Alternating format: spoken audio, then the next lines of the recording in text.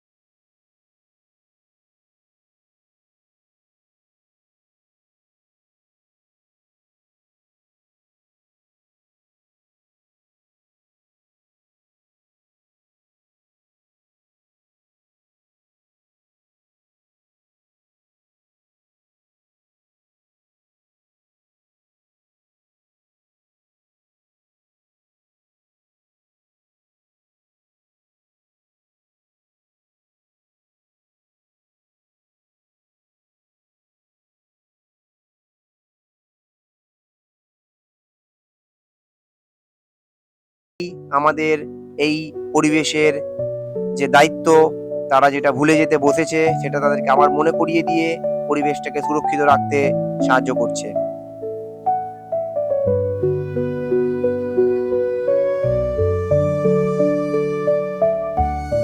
দেখুন এই ভাইদের এই গাছের প্রতি কতটা ভালোবাসা, কতটা আন্তরিকতার সাথে তারা গাছটিকে বসাচ্ছে দেখুন একবার। এই কাজটি কিন্তু বড়রা আমরা করে উঠতে পারছি না, যারা গাছের কথা শুনেই পালিয়ে যাচ্ছি।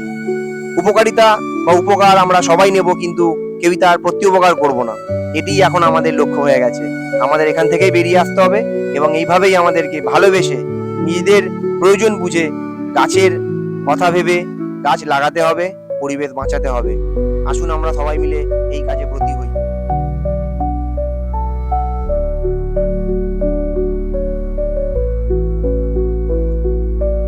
এখানে আমরা একটি ছোট্ট ইন্ট্রোডাকশন নিয়েছিলাম রবীন্দ্র এবং এই ছোট ভাইদের। আমাদের মাইক ভুল করে মিউট হয়ে যাওয়ার জন্য আমরা আপনাদেরকে কথাগুলো শোনাতে পারছি না। যা হোক, আমাদের উদ্দেশ্য কিন্তু ভিডিও করা নয়। আপনাদেরকে আবারও মনে করিয়ে দিই, আমরা কেউ ভালো ভিডিওগ্রাফার নই। আমরা কিন্তু এই ডকুমেন্ট রাখার জন্যই ভিডিওগুলো করছি, যাতে এই ছোট ছোট ভাইদেরকে উৎসাহিত করা যায়, আমাদের ভিডিওর মাধ্যমে আপনাদের কাছে পৌঁছানো যায়, আপনাদের সচেতন করা যায়। আমরা যথেষ্ট সচেতন, তারপরেও ভুল করছি, তারপরেও কেউ এগিয়ে আসছি না। আপনারা ভিডিওতে দেখেছিলেন অনেকেই আমাদের প্রতিজ্ঞা করেছিল যে আসবো, সাহায্য করব। ইভেন আমাকে ব্যক্তিগত স্তরে অনেকে জানিয়েছিল যে যাব, কিন্তু অনেকেই আসতে পারেনি। যাই হোক, সেটা তাদের ব্যক্তিগত ব্যাপার। আমরা আবারও অনুরোধ করব, আপনারা আসুন, সহযোগিতা করুন।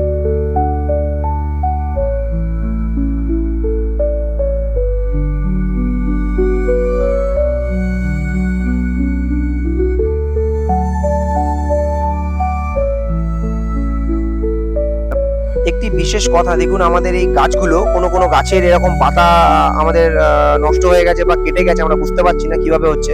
বোধহয় কোনো পোকাতেই কাটছে। তো আপনারা যারা বিশেষজ্ঞ আছেন বা জানেন এই সম্পর্কে, আপনারা দয়া করে একটু আমাদেরকে কমেন্টের মাধ্যমে বা আমাকে যারা ব্যক্তিগত স্তরে চেনেন তারা একটু কমেন্ট করে আমাদের বলুন যে এখানে আমরা কি করতে পারি এই গাছগুলোর জন্য। এই সপ্তাহে অনেক হলো, আসছে সপ্তাহে আবার হবে। চলো, ততক্ষণের জন্য ধন্যবাদ সকলকে।